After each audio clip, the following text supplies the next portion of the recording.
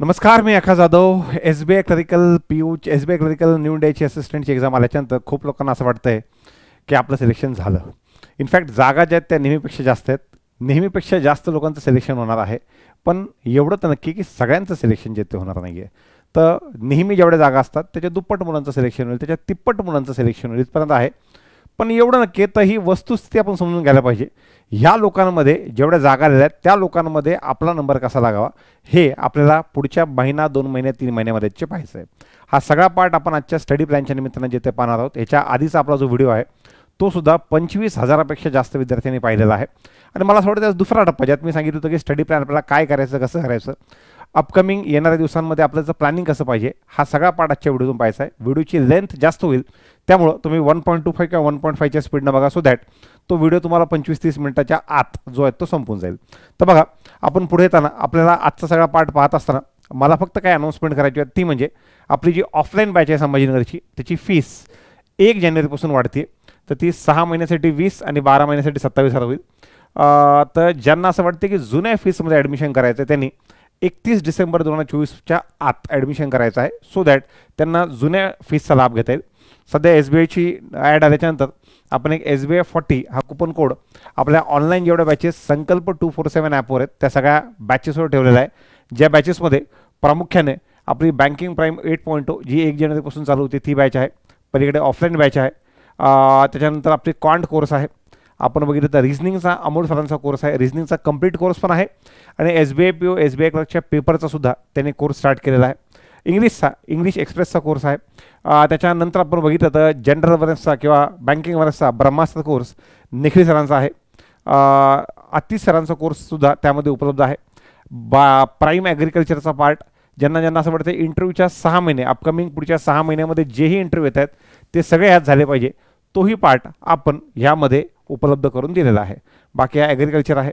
चला आपण पुढे येऊयात. बघा, तुमच्या कोणकोणते एक्झाम कधी कधी आहेत तर त्यामध्ये पहिल्यांदा SBI क्लर्क प्री एक्सपेक्टेड आहे 22 फेब्रुवारीपासून पुढे 22 समथिंग 28-1-2 तारखेला असं काहीतरी आहे. आणि मेन्स एक्झाम एक्सपेक्टेड आहे 10 एप्रिलला. NISL असिस्टंटची प्री तुमची 27 जानेवारीला आहे, त्याच्या 1 महिना आधी आहे. आणि मेन्स आहे 2 मार्चला. SBI PO प्री जी ती एक्सपेक्टेड आहे पुढच्या आठवड्याभरामध्ये येईल, त्यामुळे ती मी फर्स्ट वीक ऑफ मार्च लिहितो. आणि मेन जी आहे ती मिड एप्रिलच्या आसपास होऊन जाईल. मधल्या काळात तुम्हाला GIC सारखी एक्झाम, त्यानंतर तमिळनाड मर्कंटाईल बँक ह्यासारख्या एक्झाम ज्या त्या द्यायच्या आहेत. ऑब्व्हियसली तुमच्यापैकी ज्यांचा अभ्यास चांगला असेल, ज्यांना वाटतंय की माझा IBPS POचा प्री झाला, मेन झाला, आता माझा निकाल येईल, निश्चितच मला असं वाटतं त्यांनी ह्या एक्झाम्सवर त्यांचा फोकस जो आहे तो अजून जास्त वाढवला पाहिजे. ॲडव्हर्टिजमेंट आलं तर आज मी ज्या काही गोष्टी सांगतोय तर स्वतःचा फोकस ज्यांचा IBPS PO मेन्ससुद्धा चांगला गेलेला आहे तर त्यांनी इकडं त्यांचा फोकस शिफ्ट केला पाहिजे. ॲड आल्याच्या नंतर इकडं, ॲड येईपर्यंत इकडं, अशा पद्धतीनं मोठमोठ्या एक्झाम्सवर फोकस शिफ्ट केला पाहिजे. सोबतच हेच विद्यार्थी यांचं IBPS PO मेन्सपर्यंत पोहोचलेत. मागच्या वर्षीच्या 4 मोठ्या प्री एक्झामपैकी ज्यांनी 2 किंवा 3 प्री काढलेल्या आहेत अशा विद्यार्थ्यांनी निश्चितच ह्यासुद्धा एक्झाम्सकडे व्यवस्थित पाहिलं पाहिजे. तर तुमचा फोकस जो आहे तो टिपिकली एक SBI क्लर्ककालीन मला त्याच्यामध्ये घुसायचं आहे एवढं एक न राहता अपकमिंग जेवढ्या एक्झाम्स आहेत त्या सगळ्यांना नफे पुढे तुम्हाला ठेवायचं आहे. मला वाटतं GICची एक्झाम तुमची 5 जानेवारीला असणार आहे. असो, पुढे TMCची एक्झाम आला ना, TMB Tamilnad mercantile bank TMB bank आहे, त्यांचं एक्झॅक्ट माहिती नाही आहे. आता हे सगळं करत असताना तुम्ही तुमचा अभ्यासक्रम ठरवत असताना मी म्हणतोय किंवा कुणी अजून म्हणतोय त्याच्यामुळं तुमचं स्वतःचं काय म्हणतात त्याला स्टडी प्लॅन नका ठरवू. तुम्ही पहिल्यांदा काय करा, आता मी व्हिडिओ बनवतोय, मला वाटतं 19-20 डिसेंबरला व्हिडिओ बनवतोय. तुम्ही पहिल्यांदा अपियर व्हा मेमरी बेस्ड पेपरला. तुम्ही पहिल्यांदा मेमरी बेस्ड पेपर द्या. कोणते? SBI क्लर्कशी द्या प्री 2023, 22, 21. ऐका, त्यानंतर NISL असिस्टंटची प्री द्या 23, 22, 21. ज्या वर्षी ॲडव्हर्टिजमेंट आली असेल त्या वर्षीचे. मला आता एक्झॅक्ट नाही आठवते कोणकोणत्या वर्षी आली, पण ज्याही वर्षीची ॲडव्हर्टिजमेंट असतील ते पेपर द्या. हे कशामुळं तुम्हाला अरे मला तर अभ्यास चालू करायचा आहे आणि चालू करायच्या आतच मला NISL असिस्टंटच्या 100पैकी मला कुठंतरी 75 मार्क आताच यायला लागले. तर जी भीती माझ्या मनामध्ये आहे 90 मार्काची ती भीती तेवढी रास्त नाही आहे. कारण की एनीहाऊ आता अभ्यास करायच्या आहेत माझे 75 येत आहेत, 70 येत आहेत, मी 90पर्यंत पोहोचू शकतो. हा कॉन्फिडन्स त्या मुलांमध्ये जो येतो. फक्त हे मेमरी बेस्ड पेपर देताना शक्यतो गाईडली किंवा अड्डा ह्या 2पैकी एकाचे द्या. मध्ये आता काही पब्लिकेशनचे नाव घेणं तेवढं योग्य राहणार नाही. पण असे काही पब्लिकेशन्स आहेत ज्यांनी मेमरी बेसच्या नावाखाली वेगळे पेपर जे आहेत ते दिलेले आहेत. तर ते झाल्याच्यानंतर ह्या प्री एक्झाम दिल्याच्यानंतर दोघांमधला फरक कळून येईल. अजून थोडेसे जुने मुलं असतील, ह्या जुन्या मुलांना विनंती होती की तुम्ही SBI क्लर्क मेन्स जी मेमरी बेस पेपर 23, 22, 21 आहेत ते द्या आणि NICL असिस्टंट मेन्स पण 23, 22, 21 जे अवेलेबल आहेत ते मेन्स देऊन टाका. ते मेन्स द्या. कशामुळे माहिती आहे का, मी थोडंसं जुन्या मुलांना म्हणतो, सगळ्या मुलांनी प्री द्यायचे, जुन्या पोरांनी सेक्शनल मेन्स आपल्या मेमरी बेस पेपर मागचे झालेल्या पेपरनं एकदा कळालं की मी इथं चांगला आहे, मी इथं खराब आहे, मी इथं चांगला आहे, तुम्हाला तुमचं प्लॅनिंग करायला सोपं जाईल. तर ही ॲक्टिव्हिटी तुम्ही पुढच्या अपकमिंग 1-2 दिवसामध्ये निश्चित करू शकता. लगेच एकामागे एक पेपर द्यायचे, सो दॅट आपलं पर्सेंटेज कळतं, आपण कुठं स्टँड करतोय कळतं. आणि ह्याच्यानंतर ज्यावेळेस आपल्याला स्वतःचा स्टडी प्लॅन बनवायचा आहे, मी म्हणतो हे पेपर का द्या की एक डिफिकल्टी लेवल कळते, ज्या एक्झाम आपल्याला द्यायच्या. सर मला NICL असिस्टंट टार्गेट करायची नाही, ठीक आहे वरचं तर कंप्लीट करा, पण साधारण दोन्ही एक्झाम द्यायची असतील तर दोघांच्या मागचे 3 वर्षाचे पेपर देऊन एक स्वतःचा ॲनालिसिस करा, मी कुठं चांगल्या पद्धतीने स्टँड करतो. मनातून भीती निघून जाते. 100पैकी 90 मार्काची जी भीती आहे, 100पैकी 70-72 मार्काची भीती मनावर टाकलेली आहे. हो, आता अभ्यास चालू करण्यासाठी मी कुठं राहतो, कुठंपर्यंत स्टँड करतो, ही भीती मनातून निघून जाते. आणि त्याच्यानंतर तुम्ही स्वतःच्या 2 मॉक द्यायच्या आणि त्यामध्ये मेमरी बेस्ड मॉक नको आणि लाईव्ह मॉक नको. आता सध्याला मेमरी बेस्ड आणि लाईव्ह नको, फक्त 2 मॉक देताना IBPS क्लरिकल प्री आणि IBPS PO प्रीच्या अशा 2 मॉक द्या. रिझन काय, SBIचे मॉक आता अपडेट होतील हळूहळू आणि त्या जास्त लोकांनी दिलेले नसतील. तर ह्या एक्झाम ऑलमोस्ट तुमचे जेवढे काही सध्या ही पुढची SBIची एक्झाम देणार आहेत, ह्या दोन्ही एक्झाम SBIची ह्या दोन्ही एक्झाम देणार आहेत, ह्या दोन्ही एक्झाम देणारे बऱ्यापैकी लोकांनी इकडचे मॉक अटेम्प्ट केलेले आहेत. तर ह्या द्या. ह्या मॉक देताना सध्याला ऑलिवूडची देऊ नका, इकडची मॉक. रिझन काय, त्याने आत्ता टेस्ट अपडेट केले, त्यामुळे तुमचा रँक जो आहे तो अचानक तुम्हाला 10,000, 15,000, 20,000 लोकांपैकी दिसणार नाही, तो हार्डली 1,000-2,000 पैकी दिसेल. त्यामुळे त्यांचे न देता ज्यांनी जुन्या टेस्ट आहेत अशा ठेवलेल्या आहेत त्यांच्यासोबत बघून आपलं स्वतःचं पर्सेंटेज, ॲव्हरेज पर्सेंटेज काढा की माझं ॲव्हरेज पर्सेंटेज कुठपर्यंत येतं. कळलं? आता थोडंसं पुढे काही महत्त्वाच्या गोष्टी सांगायच्या त्या. Study plan of 2020-2020. तुम्हाला रोज DIचे बेसिक DIचे 20, तुम्हाला रोज सिम्प्लिफिकेशनचे 20, नंबर फ्रीजचे 20 एका कानाने ऐकून दुसऱ्या कानाने सोडून द्यायचं. असला स्टडी प्लॅन केलं की माणूस फक्त प्रीच्या जवळ पोहोचतो, मेन्स फेल होतो. एक लक्षात घ्या, तुम्हाला जरी किती वाटत असेल, बघा 2,000 जागा ह्या महाराष्ट्रासाठी आहेत समजा, फॉर एक्झाम्पल मी पकडतो, आणि इंटू 10 केलं की 20,000 मुलं पास होणार आहेत. मी बँकिंगचा जेन्युइन क्राऊड जो आहे तो महाराष्ट्रातून तयारी करताना 30,000 पकडतो, पण काही 10,000 समजा बाहेरचा क्राऊड आला, बाहेरचा म्हणजे जो SSCची तयारी करतो महाराष्ट्रातलाच, जो MBA CTची तयारी करतोय, एक अंदाजे 40,000च्या आसपास आला, तर होऊ शकतं की एका जागेसाठी 2 लोक हे प्री पास होऊ शकतात की 30 आपले आणि 10,000 लोक सरळ सेवेतून ॲड झालेले, CGLमधून ॲड झालेले, MBA CTमधून ॲड झालेले. तशी 40,000 पकडले तर 1:2 होऊ शकतं. पण आपलं प्री पास करणं टार्गेट नाही ना, आपलं टार्गेट आहे प्री प्लस मेन्स पास करणं. तर त्याच्यामुळं अभ्यास ठरवत असताना तो प्री प्लस मेन्सच्याच हिशोबाने असावा. तो रोज आपको इसके 10, उसके 15, उसके 20, इसको 25 असला प्लॅन वापरू नका. भलेही माझा प्लॅन नका वापरू, पण ते नका करू प्लीज. ह्या पद्धतीने करा. ठीक आहे सर, मी कोणत्या राज्यातून अप्लाय करू? मी ऑलरेडी सांगितलेलं आहे, ज्यांचे पर्सेंटेज, ज्यांचे मार्क कमी येत आहेत, पहिल्याच व्हिडिओपासून सांगितलेलं आहे की जे मार्क कमी येत आहेत अशा विद्यार्थ्यांनी 50%च्या आत येतात, अशा विद्यार्थ्यांनी गुजरातचा विचार करावा म्हणून सांगितलेलं आहे. आत्ता दुपारच्या वेळेला मी यांच्याशी, ज्यांचं एक UPमधून ज्यांनी एक्झाम दिली, राजस्थानमधून दिली, त्या पोरांशी बोललो. त्या काही मुलांचे फोन आले होते, तर त्यांनी सांगितलं सर आमच्या साईडला आम्ही एकदम स्मूथली आमच्या एक्झाम किंवा आमच्या LPT जे ते क्रॉस केलेले आहेत, पण तुम्हाला उद्या चालून LPTचा तो रिस्क डोक्यात ठेवून, ट्रान्सफर 5-6 वर्षाला एकदा होते, ती रिस्क डोक्यात ठेवून तुम्हाला अप्लाय करायचं. नंतर मला नका बोलू की एखाद्या वेळेस तुमची LPT निघाली किंवा नाही निघाली. मी सध्याला जास्तीत जास्त महाराष्ट्रीयन मुलांच्या सिलेक्शनच्या हिशोबाने तुम्हाला सांगतोय की ही पद्धत तुम्ही वापरली तर तुम्हाला त्या ठिकाणी फायदा जास्त होऊन जाईल. तर त्यामुळं हे 2 रिस्क डोक्यात ठेवून तुम्हाला अप्लाय करायचं आणि मी तुम्हाला जे सांगितलं त्यावर फर्म आहे. आता अजून एक मला त्यासोबत काय सांगायचं होतं की challenges of applying from Maharashtra. आणि महाराष्ट्रातून अप्लाय केलं ना, मी अजून काही तुम्हाला चॅलेंजेस सांगतो. तो असा आहे की आपल्याला लागून असलेल्या काय म्हणतात त्याला, राज्य कर्नाटक, तिथून एवढ्याला वेकन्सीज नाहीत. तुम्ही बघा बऱ्यापैकी कर्नाटकाची मुलं जे आहेत ते आपल्याच व्हिडिओच्या खाली, दुसऱ्याने आपल्याच व्हिडिओच्या खाली जे आहेत ते कर्नाटकाबद्दल विचारतात की should I apply from Maharashtra. तर ते मुलं अप्लाय करतात. आता तुम्ही जर अप्लाय करताना तिकडं पोहोचतात तर ते मुलं सुद्धा तुमच्यापर्यंत पोहोचतील. दुसरं आंध्रामधले मुलं बघा, आंध्रामध्ये वेकन्सीज कमी आहेत. आंध्राचा सगळा पट्टा जो आहे तो विदर्भाला जोडून आहे, विदर्भाच्या पलीकडच्या म्हणजे कोणता म्हणता येईल त्याला पूर्व विदर्भाला जोडून आहे.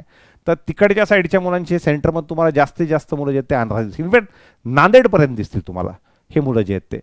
पण हे ज्यावेळेस आपण गुजरातसोबत ॲनालिसिस करतो तर या आसपासचे त्यांचे जेवढे राज्य आहेत, जसं की राजस्थान आहे, जसं की मध्य प्रदेश आहे, जसं की महाराष्ट्र आहे, ह्या सगळ्या साईडनं जे आहेत ना वेकन्सीज बऱ्यापैकी चांगल्या दिलेल्या आहेत. छत्तीसगड आहेत, ह्यांच्या सगळ्यांच्या वेकन्सीज चांगल्या दिलेल्या असल्यामुळं तिथं हे जे आक्रमण आहे ते कंपॅरेटिव्हली कमी वाटतं. आणि हा पुन्हा एकदा हा अंदाज आहे, चुकू शकतो, काय सांगता येतं, पण तुमच्याशी डिस्कस करणं आवश्यक आहे. मी ओबीसी आणि EWS का बोलतोय बाळांनो, लक्षात घ्या कास्ट सर्टिफिकेटबद्दल, की तुमची एक्झाम फेबमध्ये प्री, मार्च एप्रिलमध्ये मेन्स आणि जूनमध्ये तुमचं डॉक्युमेंट व्हेरिफिकेशन होऊन जातं. तेव्हापर्यंत कुणीही आपले सर्टिफिकेट काढत नाही. तेव्हा काय होतं, वर्ष संपलेलं असतं, बॅक डेटेड सर्टिफिकेट मिळत नाही. म्हणून सगळ्यांना पुन्हा एकदा विनंती होती की COBC आणि सेंट्रल EWS हे सोबत काढून ठेवायचं आहे. त्यानंतर want to switch from SSC CGL preparation और MBA preparation due to jumbo vacancy. तर एवढ्या वेकन्सी आल्या आहेत की मला असं वाटतं इकडून मला इकडे शिफ्ट होऊन जावं की इकडून शिफ्ट होऊन जावं. आता SSC CGLचा निकाल लागला, तुम्हाला निकाल लागल्याच्यानंतर तुम्हाला एक आयडिया आली किंवा माझं नाही झालं त्यामध्ये, पुढच्या CGLला वेळ आहे, मधल्या वेळेत मी करू का, बिलकुल करू शकता, कारण की पुढच्या CGLला अजून वेळ आहे. MBA प्रिपरेशनवाल्याने आता आजच कॅटचा निकाल लागला आणि असं वाटतं की मी तिथं काही खास करू शकत नाही किंवा वेळ लागतोय, ठीक आहे, तुम्ही इकडे त्यावेळेला शिफ्ट होऊ शकता आणि ह्या एक्झामची प्रिपरेशन करू शकतात. कारण की बाकीच्यांना वाटत असेल की CGL टू बँकिंग अवघड आहे, MBA प्रिपरेशन टू बँकिंग अवघड आहे. मला बिलकुल वाटत नाही. माझ्या 2010मध्ये SSC CGLचा ऑर्डिनरी रँक 50 होता. 2010मध्ये आय गेस पहिली बँक मला बँक ऑफ इंडिया मिळाली होती आणि 2010मध्येच माझा कॅटचं पर्सेंटेज 99 होतं. तर MBAत पण होतं, बँकिंगला पण होतं आणि SSCला पण होतं. तर तिन्ही एक्झाम ॲट ए टाईम ज्या त्या तुम्ही टार्गेट करू शकता. त्यामुळं ह्या मुलांनी इकडे येऊन लगेच 2-3 महिन्यात होईल का, तो होईल जे आहे ते. पुढे सर, मला ना ह्या मेन्स लेवलच्या क्वांटची, रिजनिंगची, इंग्लिशची खूप भीती वाटते. म्हणून म्हणतोय ती भीती दाबण्यासाठी पहिल्यांदा 2023, 22 आणि 21चे क्वांट, रिजनिंग, इंग्लिशचे section wise memory based paper solve करा, सो दॅट त्याचं चांगलं ॲनालिसिस केलं की भीती मरेल. न्यू इंडियाचा कट ऑफ 90 लागतो. ही भीती कधी मरेल, जेव्हा आज एक्झाम दिली आणि तुम्हाला कळेल मला 70 मार्क येतात, मला पुढच्या 20 मार्कासाठी काय काय करायचं आहे. त्यामुळं प्रिव्हियस इयर पेपर किंवा मेमरी बेस्ड पेपर सोडवणं म्हणजे त्याची भीती कमी करणं. आणि कसलाही अभ्यास नसताना पुन्हा ह्यांच्याच गाईडलीच्या टेस्ट सोडवणं म्हणजे असलेली भीती वाढवून घेणं. आत्ता तुम्ही गाईडलीची टेस्ट द्या, पण एकदा अभ्यास झाल्याच्यानंतर चांगला टेस्ट त्यावेळेला देता येतं. पण आता मेमरी बेस्ड पेपरवर तुमचा फोकस जास्त पाहिजे त्या पद्धतीने, कारण की त्याच्यानंतर तुमची भीती बऱ्यापैकी कमी होऊन जाईल. बरं, अजून एक दुसरी गोष्ट, जरी भीती वाटली, मला सांगा मेन्सचा कट ऑफ जातोय किती? 200 पैकी तो कट ऑफ जो आहे एवढ्या कमी वेकन्सीज असताना 70-80च्या मध्ये रिव्हॉल्व व्हायचा. 70-80च्या मध्ये असायचा. कधी 5000 वेकन्सी, 6000 वेकन्सी असतात. वेकन्सी जास्त आहेत नाही अक्रॉस इंडिया आता. तर अशा वेळेला जर त्याच डिफिकल्टी लेवलचा कट ऑफ, त्याच डिफिकल्टी लेवलचा पेपर आला, पेपरचा कट ऑफ कमी होईल, खाली जाईल. तर त्यामुळं त्याची भीती सध्याला मनात ठेवू नका, कारण की वेकन्सी जम्बो आहेत. पण मला सोबत तुम्हाला हेही जमिनीवर आणून द्या की 13,000 वेकन्सीजला ॲप्लिकेशन, माझा अंदाज 13 लाख ॲप्लिकेशन्स येतील. तर भारतातला हा रेशो 1:100 आहे. अजून खूप लोक भरपूर व्हिडिओ बघून असं वाटतं की मी तर इन झालो. असं करू नका तुम्ही, कारण की महाराष्ट्रातून पुन्हा एकदा आपण बघितलं की ह्याच 2000 वेकन्सीज आणि हे 40,000 मुलं पकडले, तर हाही रेशो महाराष्ट्रातला 1:20चा आहे. तर एका जागेसाठी 20 विद्यार्थी 25 विद्यार्थ्यांपर्यंत हे मी 20 सिरियस पकडले. नॉन सिरियस पकडून हा रेशो कुठेतरी 1:25, 1:30 पर्यंत पण जाईल. तर हे सुद्धा तुम्ही लोकांनी डोक्यात ठेवायचं आहे. Categories more vacancies from other state. आता मला काही पोरांनी हाई टाकलं होतं की सर मला OBCला, AWSला, SCला आणि STला मध्य प्रदेशमध्ये, राजस्थानमध्ये इकडे वेकन्सी जास्त आहे, तर मी ते अप्लाय करू का? त्याच्यासाठी जसा अभ्यास आपण करून सांगितलं की इकडे कट ऑफ कमी लागू शकतो, तर काय खूप असं काय म्हणतात त्याला, एखाद्या शास्त्रज्ञाने डोकं लावलं पाहिजे असं काही नाही. ते एकदम सोपं काम आहे. मागच्या 2-3 वर्षाच्या जागा आणि त्या कॅटेगरीचे कट ऑफ समोर घेऊन बसले त्या राज्याचे, की ऑटोमॅटिकली ते तुम्हालाही काढता येईल. नाही तर तुमच्या गणिताच्या एखाद्या शिक्षकाची मदत तुम्ही त्या गोष्टीसाठी घेऊन टाकायचं आहे. काही लोक थोडंसं वियर्ड एकदम म्हणतात की sir shall I apply from Goa, north east आणि अंदमान निकोबार. मला तिन्ही पण आले, गोवा पण आलं, नॉर्थ ईस्ट पण आलं, अंदमान निकोबार पण आलं. पण मी त्याला सांगतो हे ॲट युअर रिस्क. माझ्याकडं मी आधी पण सांगितलं, पंकज नावाचा पोरगा होता माझ्याकडं, पंकज जोशी. आय थिंक सध्या तो पनवेलला आहे आणि FCIमध्ये आहे मला असं वाटतं, किंवा बँक ऑफ बडोदामध्ये आहे. त्याचं बोलणं आहे आणि इनफॅक्ट व्हिडिओ झाला की त्याचा मेसेज पण येतो, सर मी व्हिडिओ पाहिला तुम्ही तिथे मेन्शन केलेलं आहे. तर मला पहिली कॉन्सेप्ट 2016, 17, 18च्या आसपास मला पंकजनं सांगितली होती की नॉर्थ ईस्ट म्हणून अप्लाय करण्याचे फायदे सांगितले होते आणि त्यानं अप्लाय पण केलं होतं आणि तिकडची कट ऑफही कमी लागायची त्यावेळेस. तर हा जो पार्ट आहे हा इंडिव्हिज्युअली मी तुमच्यावर सोडतो की असलेल्या वेकन्सीज, आसपासच्या स्टेटमधून असलेली कॉम्पिटिशन ह्याचं ॲनालिसिस करून त्याच्याबद्दल तुम्हाला हे करायचं आहे. ठीक आहे. त्यानंतर तुमच्या ऑफलाईन वर्सेस ऑनलाईन कंटेंटला मी जे एकदमच नवीन मुलं आहेत त्या पोरांना पहिल्यांदा ऑफलाईन जायला सांगतो आणि जे जुने झालेले मुलं आहेत येस त्यांना एक्झाम जवळ असताना ऑनलाईनवाल्या पार्टवर जायला होतो. अजूनही नॉर्मलायझेशनचा आणि तुमच्या ॲक्युरसीचा कवडीचाही संबंध नाही, हे तुम्हाला कळलं पाहिजे आणि अजून पण तुम्हाला नाही कळलं तर मग आता त्याला कायच म्हणावं. त्यामुळं तुम्हाला प्रीमध्ये लागेल स्पीड चांगली आणि मेन्समध्ये ॲक्युरसी नाही तर मेन्समध्ये तुम्हाला क्वेश्चन सिलेक्शन हा जो पार्ट आहे हा क्वेश्चन सिलेक्शनचा पार्ट चांगला लागणार आहे. त्यामुळे नॉर्मलायझेशन हा जो पार्ट आहे मी आजही मागे म्हणायचो की 90% ॲक्युरसी सहित मॅक्सिमम अटेम्प्ट हे डोक्यात ठेवा. तुमचा अटेम्प्ट जो आहे 90% ॲक्युरसी सहित मॅक्सिमम अटेम्प्ट हा वाला पार्ट डोक्यात ठेवा. ऑटोमॅटिकली तुमचा स्कोअर जो आहे तो वाढेल. राहिला विषय मॉक टेस्टचा. मॉक टेस्टला तुमचे असलेले जेवढे प्लॅटफॉर्म आहेत त्यापैकी कोणतेही 2 प्लॅटफॉर्म जरी यूज केले, तुमच्याकडे अड्डा आहे, गाईडली आहे, प्रॅक्टिस मॉक आहे, टेक्स्टबुक आहे, ऑलिबोर्ड आहे, ह्या असलेल्या तुमच्या याच्यापैकी स्मार्टकिड आहे, ह्या असलेल्यापैकी कोणतेही 2 यूज केले तरी चालतात. मला असं बिलकुल वाटत नाही की ह्याचे जास्त येतात त्याचे जास्त येतात, हे कमी येतात ते कमी जास्त येतात, असं बिलकुल नाही. प्रत्येक टेस्ट कॉम्पिटिटिव्ह आहेत. त्यानं पहिल्या टेस्टमध्ये काय टाकलं तर त्याला चांगला क्वेश्चन दिला, हा इकडच्या 4थ्या 5व्या स्वतःच्या टेस्टमध्ये टाकून देतो. तर त्यामुळं त्याच्यावर तुम्हाला साधारण जायचं नाही. थोडं पुढे सर, तर आता आमच्या पुढच्या अभ्यासाची दशा आणि दिशा ही जी ती कशी असावी तर याच्याबद्दल मला थोडंसं अजून बोलायचं होतं आणि हा युनिफॉर्मली सगळ्यांसाठी लागू आहे. मी तुम्हाला पहिल्यांदा आलेला सांगितलं की तुम्ही टेस्ट द्या, टेस्ट देऊन पुढे पुढे जा असं सांगितलं. बघा तुम्हाला सांगितलं इकडं, ही मागची स्लाईड होती की 2 मॉक म्हणजे 2 IBPS क्लर्क परी 2 IBPS PO परी तुम्ही द्या, एकामागे एक द्या, काही ॲनालिसिस न करता देऊन टाका. एकामागे एका दिवसात 4 तासात 4 किंवा 4 तासामध्ये थोडा एक 20-20 मिनिटाचा अर्ध्याचा गॅप घेऊन लागून टेस्ट द्या आणि टेस्ट देऊन तुमचं पर्सेंटेज बघा आणि त्याचं ॲव्हरेज काढा. जर ते तुम्हाला एकदम दिसलं की 30-40 ते जर पर्सेंटेज तुम्हाला 30-40 दिसलं की समजायचं आपण 50च्या आत आहोत. मास्तरनं आपल्याला रिस्क घ्यायची असेल तर दुसऱ्या राज्यातून, रिस्क घ्यायची नसेल तर महाराष्ट्रातून अप्लाय करायला सांगितलेलं आहे. आता इथं काय की ज्यांचे लेस दॅन 50% आहेत त्यांना मी 20 डिसेंबरपासून 20 जानेवारीपर्यंत अभ्यासवाला पार्ट जास्त सांगेल, अभ्यासवाला, आणि 20च्या नंतर 21 तारखेपासून त्यांना मी प्रॅक्टिसचा पार्ट जास्त सांगेल कारण की तेव्हा एक्झाम जवळ आली असेल. आता अशा मुलांना हेही मुलं जे आहेत हे 2ही एक्झाम टार्गेट करू शकतात. 2 कोणत्या? हे लेस दॅन 50% हे जी मुलं आहेत हे SBI क्लर्क पण करू शकतात, न्यू इंडिया करू शकतात. तर त्यामुळं पहिल्या टप्प्यामध्ये पहिल्या महिन्यामध्ये त्यांना सगळा सिलेबसचा जो पार्ट आहे तो संपवणं आवश्यक मला वाटतं. त्यामध्ये क्वांट एक 4 तास, रिजनिंग एक 3 तास, इंग्लिश एक 2 तास, GA प्लस जर न्यू इंडियाला केलं असेल तर कम्प्युटर हा 1 ते 1.5 तास, फक्त GA असेल तर 1 तास आणि GA प्लस कम्प्युटर म्हणजे न्यू इंडियाला कम्प्युटर आहे तर 1.5 तासापर्यंत वेळ देणं अपेक्षित आहे.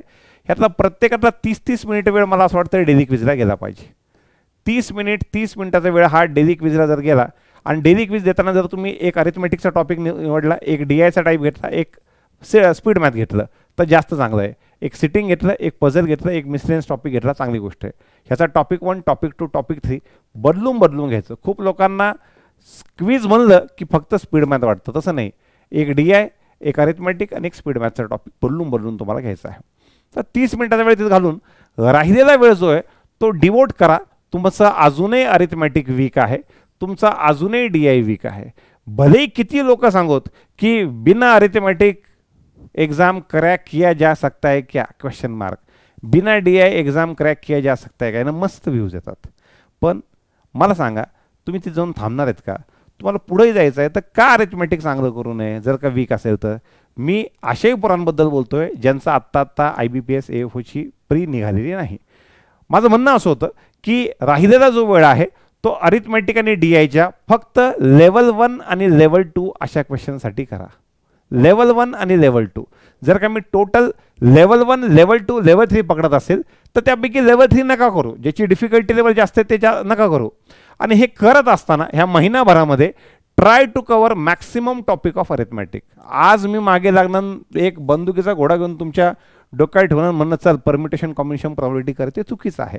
पण माझं असं म्हणणं असेल की जास्तीत जास्त टॉपिक करा. Reason 1 liner question 2 liner question एक्झाममध्ये आलं की सोडायला जर तुम्ही ते सोडले तुम्हाला खूप वाईट वाटेल. तुम्ही बघा मी एखादी मॉक आता पुढे चालून देईल.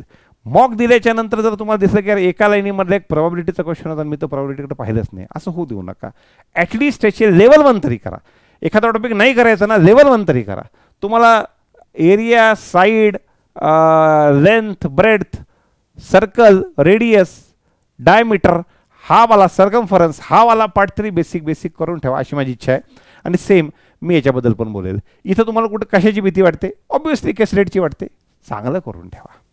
तर लेवल 1 लेवल 2चे जे टॉपिक तुम्ही केलेले नाही आहेत तर आणि मी काय म्हणतो सगळं अरिथमॅटिक 20 डिसेंबर ते 20 जानेवारीत सगळं DI 20 डिसेंबर ते 20 जानेवारी माझं म्हणणं की त्यातले जे टॉपिक तुमचे झालेले नाहीत किंवा तुम्ही आता ॲडमिट केलं की हो माझं हे नाही झालेलं आहे तर त्या टॉपिकवर करा. मी इथं 50% कमीवाल्यांना जर का मी हे त्यांना आवडणार नाही सध्याला. रिझन काय त्यांना असं वाटतं मास्तरनं दररोज नंबर सिरीज सांगावं, रोज एखादा स्पीड मॅथ सांगावं, म्हणजे हे टॉपिक सांगावेत. आता दादा तू हे केलं तर आत्ता सध्याला तू फाउंडेशन करतोय, तुला जे स्पीड मॅथ जे करायचं आहे ते बघ इकडे पुढे अजून 21 जानेवारीपासून 28पर्यंत ते सांगतो. पण सध्याला हे टॉपिक्स व्यवस्थित चांगले करून घे. न येत असलेले अरिथमॅटिकचे टॉपिक, न येत असलेले DIचे टॉपिक. चला मी म्हणतो एखादा पोरगा हे मनातल्या मनात मला तर एकही अरिथमॅटिक्स आहेत तर तू कमीत कमी लेवल 1चे सगळे टॉपिक करून लेवल 1 एकदम सोपे 1 लाइनर क्वेश्चनवाले सगळे करून टाक. मॉक टाईम नावाची एक वेबसाईट एकदम छोट्या मॉक टाईमच्या वेबसाईटवर PDF पण चांगल्या आहेत. 1 लाईन आता सध्या आहेत की नाही मला माहीत नाही पण मी जुन्या PDF पाहिल्या त्या सुंदर होत्या. 1 लाइनर क्वेश्चन होत्या यामध्ये. प्रत्येक टॉपिक तू डाउनलोड केला आणि चांगल्या पद्धतीने करायला लागला खूप फायदा होऊन जाईल तुला. तेच म्हणून नाही कुठल्याही पुस्तकातून 1 लाइनरवाला पार्ट तुला चालू करायचा आहे. पण जे आपण पाहतो की एखादा आजारी आहे, बिमार आहे, आपणच बिमार आहोत आणि बिमार असताना आपल्याला डॉक्टरने गोळ्या दिल्यात, पहिल्या वेळेस आपण खाल्ल्या होत्या त्याला आपल्याला कळालं कोणती गोळी गोड आहे आणि कोणती गोळी कडू आहे हे कळलेलं आहे.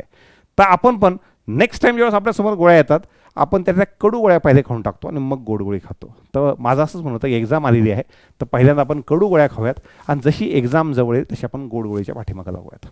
सेम मला मिसलेनियस रिझनिंगबद्दल जे टॉपिक बाकी आहेत आणि पझलमध्ये जे टॉपिक बाकी आहेत ते करा. आता खूप लोकांच्या क्वांटचा इकडे लेवल 1 लेवल 2चा प्रॉब्लेम असतो पण इकडे त्यांचं लेवल 1 आणि लेवल 2 झालेलं असतं. तर अशा वेळेला तुम्ही लेवल 3ला जरी गेलात तरी पण मला चालेल. खूप लोकांचं हे झालेलं असतं तर अशा वेळेला तुम्ही इकडे लेवल 3 पण जरी पाहिलं तरी पण चालून जाईल. मी क्वांटबद्दल तुम्हाला जबरदस्ती केलेली नाही पण रिझनिंगमध्ये मी तुम्हाला आग्रह करतो की तुम्ही लेवल 3 पर्यंत जा आणि ते सुद्धा टॉपिक करा. त्यामुळं तुम्ही सध्याला easy and moderate, me difficult नाही म्हणलो, cover all types of DI and puzzle. तर तुम्ही पहिल्यांदा ह्या पद्धतीने करा आणि जसा जसा वेळ शिल्लक असेल special focus on critical reasoning and input output त्याच्यावरचाही फोकस चांगला असू द्या. कारण की एखाद्या वेळेस रिझनिंग जर अवघड आलं, पझल जर बसत नसतील तर सगळ्यात जास्त फायदा आपला कोण करून देतो तर क्रिटिकल रिझनिंग करून देतो. असो इंग्लिशचा 2 तासाचा वेळ ठेवा, त्यामध्ये रीडिंग आहे, तुमचं द हिंदू ॲनालिसिस आहे किंवा मी काय सांगतो की काल परवा क्षिती सरांनी व्हिडिओ बनवलेला आहे तर थोडंसं तुम्ही त्याच्यावर जरी पाहिलं, त्याच्यावर जरी लक्ष दिलं की काय काय करायचं आहे तर तुम्हाला बऱ्यापैकी आयडिया होऊन जाईल.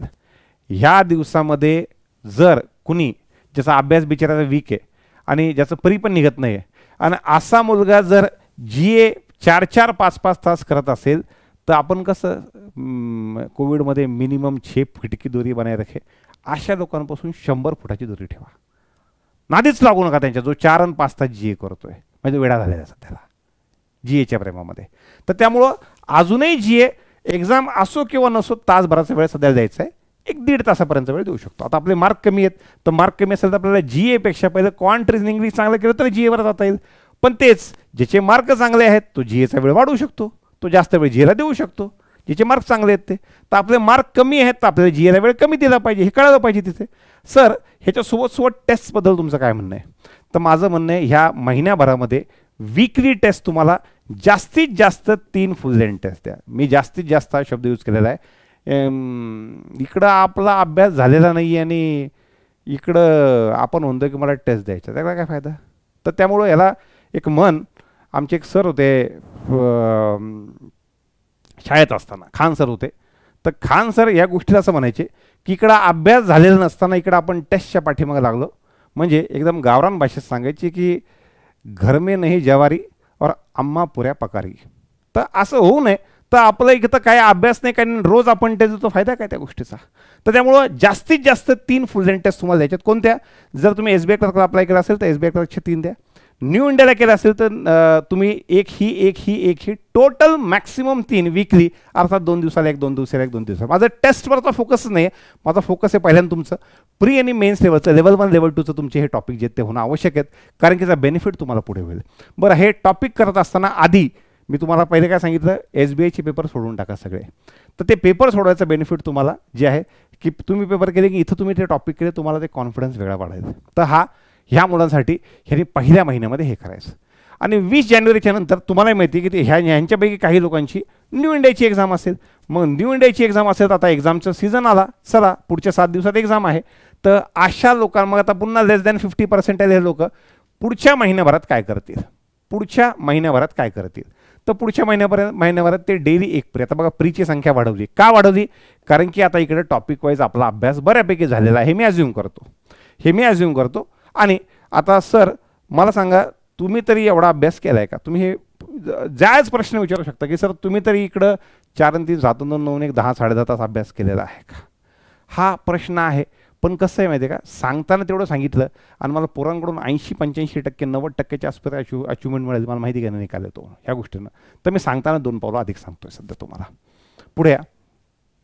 हेच मुलं पुढच्या महिन्यात काय करतील, आता थोडंसं ते टेस्ट मोड देतील. तर हे मुलं pre full length test daily एक देतील. डेली 1 प्री, एक दिवस SBI क्लर्क दिली, एक दिवस न्यू इंडिया दिली, एक दिवस SBI PO दिली. कारण की बदलून टेस्ट देतील हे लोक. आज हे, उद्या हे, परवा आहे. 1 तासाची टेस्ट, अर्ध्या तासाची ॲनालिसिस, 1.5 तासात होऊन जातं. आता ते लोक काय करतील, पुढच्या महिन्यामध्ये सेक्शनल आणि फुल लेंथ मेन्स चालू करतील. आधी त्यांचे जर जुने काही निकाल प्रीचे आले असतील तर ते जास्तीत जास्त फुल लेंथ टेस्टवर फोकस करतील. पण आधी आले नसतील तर ते बिचारे सेक्शनल मेन्स जे आहेत, क्वांट, टेलर, इंग्लिश यांचे SBI क्लर्क मेन्सचे सेक्शनल किंवा न्यू इंडियाचे सेक्शनल मेन्स हे करू शकतात. तुम्ही न्यू इंडियाचा फॉर्म भरलेला असो किंवा नसो, जर तुम्हाला मेन्सची भीती वाटत असेल तर लिहून घ्या, SBI क्लर्क मेन्सच्या आधी न्यू इंडिया असिस्टंट मेन्सचे पेपर सोडवा, ते जास्त सोपे असतात आणि तुमचा कॉन्फिडन्स वाढेल. जरी तुम्ही न्यू इंडियाला अप्लाय केलं नसेल तरी पण ह्या वेळेमध्ये पहिल्यांदा न्यू इंडियाचे मेन्सचे पेपर सोडवा, ज्यांना कॉन्फिडन्स वाढेल, आणि मग SBI क्लर्क मेन्सवर आहे सेक्शनलवर, आणि मग फुल लेंथवर केलं तरी चालतं. तर अशा पद्धतीने कॉन्फिडन्स वाढेल. पण फुल लेंथ नको, कारण की न्यू इंडियाच्या फुल लेंथमध्ये कम्प्युटर येतं. त्यामुळं ज्यांनी न्यू इंडियाला अप्लाय केलेलं नाही त्यांनासुद्धा माझं सजेशन आहे की तुम्ही सेक्शनल मेन्स देताना न्यू इंडियाचे सेक्शनल मेन्स द्या, त्या SBI क्लर्क मेन्सपेक्षा जास्त सोप्या आहेत. तर ह्याच्यासाठी एक 3 ते 4 तासाचा वेळ आपण देऊ शकतो. 2 आणि समजा एक दिवस परीक्षेत चाला तर दुसऱ्या वेळेस ॲनालिसिस केलं तर चालेल.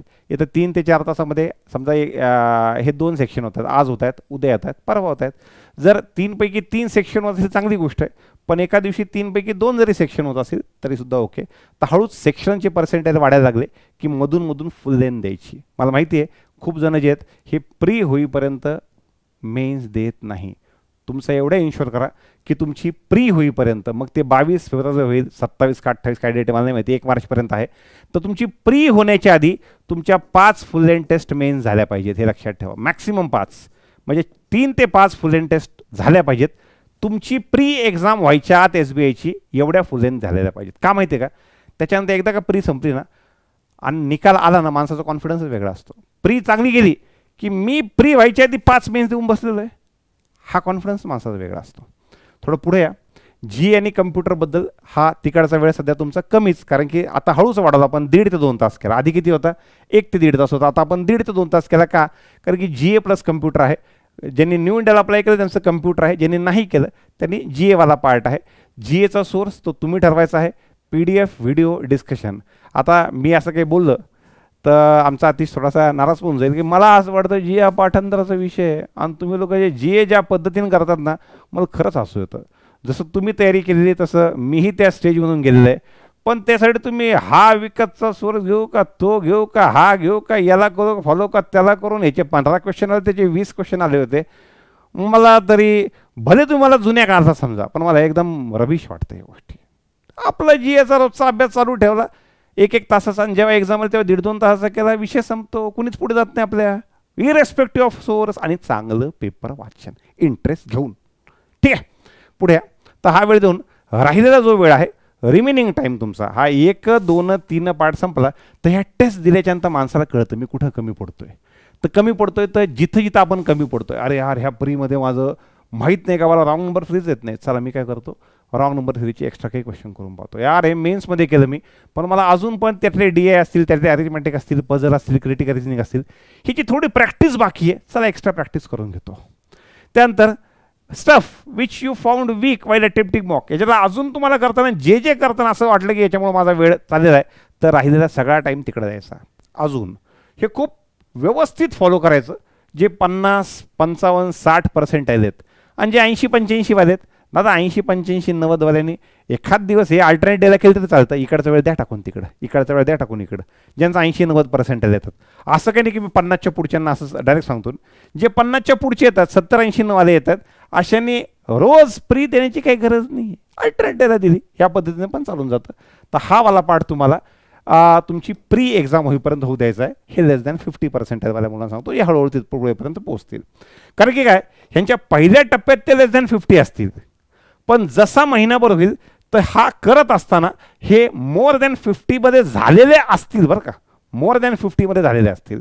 आणि जे आज ह्या घडीला मोर दॅन 50 आहेत, जे ह्या घडीला मोर दॅन 50% आहेत, हे लोक 20 डिसेंबरपासून पुढच्या 2 महिन्यामध्ये काय काय करतील, तर मी मोर दॅन 50%वर 2 पार्टमध्ये ठेवतो.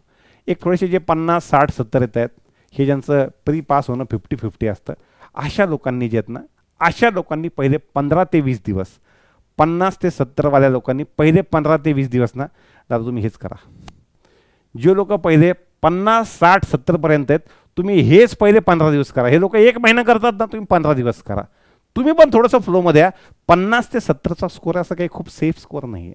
हळूच तुम्ही पण फ्लोमध्ये या. एक 15 दिवस करा आणि 15 दिवस करून मग तुम्ही याच्या पाठीमागं लागा.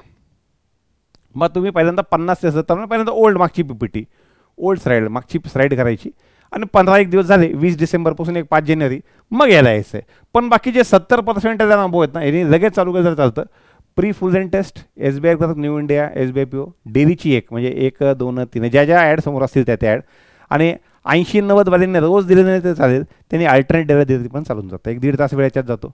मेन्समध्ये जर आपण 50 ते 70-75% असाल तर सेक्शनल ज्या अटॅच ज्या द्यायचं, पण 70-75-80पेक्षा जास्त असाल तर तुम्ही फुल अँड टेस्ट जास्त द्यायच्यात. ह्या आणि ह्या दोन्ही पण फुल अँड टेस्ट अप्लाय केला असेल तर अशा पद्धतीनं तुम्ही द्यायचे आहेत. आता याच्यासाठीचा 4 तासाचा वेळ आहे. सेक्शनल देताना होऊ शकतं की 3 पैकी 3 सेक्शनल होत आहेत किंवा 3 पैकी 2च होत आहेत, हे असं करायचं आहे. तुमचा जी आणि कम्प्युटरचा वेळ तुम्ही ॲज तुमचे मार्क्स चांगले येतात, तुम्ही 2 ते 2.5 तासाचा वेळ त्याला देऊ शकतात. कम्प्युटर फक्त न्यू इंडियाला आहे ह्या पद्धतीनं. आणि वीक एरियाचा सेम ॲज लास्ट स्लाईड, तर वीक एरिया तुमचा जो आहे त्याची तयारी हे याच्याबद्दल मी जर सांगितलं त्याच हिशोबाने चालू द्यायचं. रिझन काय, कारण की हे मुलं जे आहे, हे जे लेस दॅन 50% आहेत ना, ह्यांचा महिनाभर झालेला असल्यामुळे हे मुलं ऑलरेडी तुमच्या लीगमध्ये आलेले आहेत किंवा तुमच्या लीगच्या जवळपास आलेले आहेत. त्यामुळे तुमचा आणि त्यांचा बऱ्यापैकी अभ्यासाची पद्धत जी ती सारखी असणार आहे. हे सगळं करत असताना माझ्या अजून एक कळकळीची विनंती होती. ह्या दिवसामध्ये आमच्यासारख्या सगळ्या मास्तरांना चेवालेला असतो, मराठी हिंदी सगळ्यांनाच आलेला असतो. सगळेजण जे आहेत ना लाईव्ह रोज 3-4 लाईव्ह घेत असतात, इन्क्लुडिंग मी. सगळ्यांसाठी पहिल्यांदा आपला टाईमटेबल फॉलो करायचा, टाईमटेबल ठेवायचा आणि तिथं कुणाचं लेक्चर ॲडजस्ट होत असेल तर ते ॲडजस्ट करायचं. तुमच्या अभ्यासाचा एक महत्त्वाचा चुकणारा पार्ट मी मंथली सेशनमध्ये पण सांगितलं होतं, तेच रिपीट करतोय. तुम्ही पहिल्यांदा कोणकोणत्या शिक्षकांचे लेक्चर किती आहेत, सकाळी 7 वाजता यांचं द हिंदू ॲनालिसिस, 11 वाजता यांचं लाईव्ह, 2 वाजता यांचं लाईव्ह, 5 वाजता यांचं लाईव्ह, त्याच्यामध्ये तुम्ही तुमचे विषय घुसवतात ना. पहिले तुमचा वेळ फिक्स पाहिजे, त्याच्यामध्ये जो पार्ट महत्त्वाचा वाटतोय त्यांचेच फक्त आणि फक्त तुम्हाला लेक्चरमध्ये टाकायचे आहेत. ठीक आहे. आणि इश्यू कसा आहे की ह्या ॲडव्हर्टिजमेंटची खूप नॉर्थमध्ये भयानक वाट पाहत होते. मी खोटं सांगत नाही, दर 4-5 दिवसाला, दर 4-5 नाही 2-3 दिवसाला मला एका तरी कंपनीचा मेसेज असायचा की कब है, लाईक ज्या पद्धतीने कब है होली आपला ठाकूर किंवा ह्याच्यामध्ये म्हणायचं, गब्बर म्हणायचा, बिलकुल त्याच पद्धतीने कधी येणार ते खूप जास्त चातकासारखी वाट पाहत होते. आणि अशा केसमध्ये आपल्याला प्रत्येकाकडून जेवढं चांगला पार्ट आहे, जेवढं व्यवस्थित आहे तेवढाच पार्ट आपल्याला जो आहे तो घ्यायचा आहे. मीही ऑफलाईन आणि ऑनलाईन दोन्हीसुद्धा मोडमध्ये लवकरात लवकर जे ते लेक्चर स्टार्ट करतोय. पण सध्या तुम्ही ह्या पद्धतीने तुमचा अभ्यास जो आहे तो चालू करायचा आहे. मला असं वाटतं यात बऱ्यापैकी पार्ट तुमचा कव्हर झालेला आहे. स्टील तुम्ही कमेंटमध्ये एकदा कमेंट करा की तुम्हाला अजून याच्यामध्ये काय काय आवश्यक आहे. काही मुलं म्हणतील सर आम्ही वर्किंग आहोत, तर वर्किंगवाल्या मुलांना कसं आहे त्यांचं मी स्टडी प्लॅन सांगतच का नाही, कारण त्यांना कन्सिस्टंटली टाईम मिळत नाही. ह्यातलाच पार्ट जसा वेळ मिळेल तसा तुम्ही करत चला, हेच मला त्या मुलांना जे ते सांगायचं आहे. त्याच्याशिवाय बाकी बऱ्यापैकी तुमचे डाऊट क्लिअर झाले असतील आणि सोबत तुम्ही किंवा तुमच्या आसपास मित्रमैत्रिणीमध्ये ज्याही विद्यार्थ्यांना आपल्या संकल्प एज्युकेशनच्या ऑनलाईन बॅचेसचे कोर्सेस घ्यायचे असतील त्यांना 40% ऑफ आपण सांगितलेलं आहे. आणि ऑफलाईनची फीस आपली 1 जानेवारीपासून पुढे वाढते. तर असे जे काही पुढच्या वर्षामध्ये येणारे विद्यार्थी तुमचे ओळखीचे आहेत त्यांना सांगा की 1 जानेवारीच्या आत तुम्हाला संकल्प एज्युकेशनच्या संभाजीनगरच्या ऑफिसला ॲडमिशन घ्यायचं आहे. मला असं वाटतं की इथपर्यंत मी तुमचे जास्तीत जास्त सगळे डाऊट जे आहेत ते क्लिअर केलेले आहेत. आणि थोडंसं प्रॅक्टिकल बेसिसवरच मी शक्यतो बोलत असतो, फॅक्ट बेसवरच बोलत असतो.